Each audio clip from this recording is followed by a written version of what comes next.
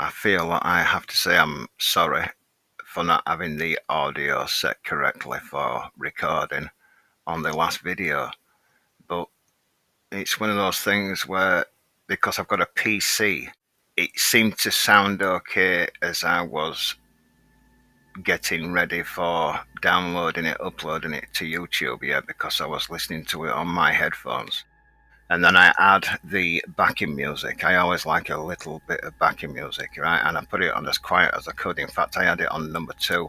It was switching between 1 and 2 as low as it could possibly be, with 0 being nothing whatsoever. Then when I rewatched it on my TV, as many of you noticed, because I've read some of the comments, you could hardly hear me speaking. And the other thing was, I decided to do something different. I decided to use the voice recorder tool of the actual PC itself, rather than using the voice recorder of the Movie Maker app. I do actually need to buy myself another mic, because I'm literally just speaking through my headphones here. Anyway, that's just another piece of useless information for you. In terms of the video, I really do think that I nailed down a piece of information that should, in fact, have been recognized, realized by thousands of people before I mentioned it just the other day there, that these mounds, let's say 50% then, of these mounds, that they call burial mounds because they find pieces of pottery and the odd skeleton inside, a bit of fur and a bow and arrow, right? So let's say mounds like that came from a peoples that have separated from society. Just like today, we have people that set off out into the wilderness and they have to live more primitively. It's just the same as today. And those people will build a shack, a temporary building with wood and mud and straw and hay. Well, let's say that these people died of an heart attack or died of hypothermia during the night in the winter.